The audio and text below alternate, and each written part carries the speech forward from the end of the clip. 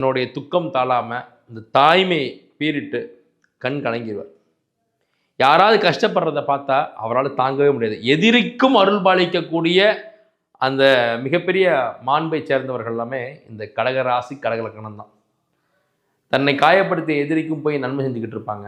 அவங்க காயப்பட்டா கூட நான் அவன் அழிஞ்சு போன்னு நினச்சதில்ல, கோவம் தான் எனக்கு அவன் மேலே, நம்மளை ரொம்ப அவமானப்படுத்திட்டான், எனக்கு காசை ஏமாற்றிட்டான், எனக்கு ரொம்ப பெரிய மனவேதனை கொடுத்தான் தான்.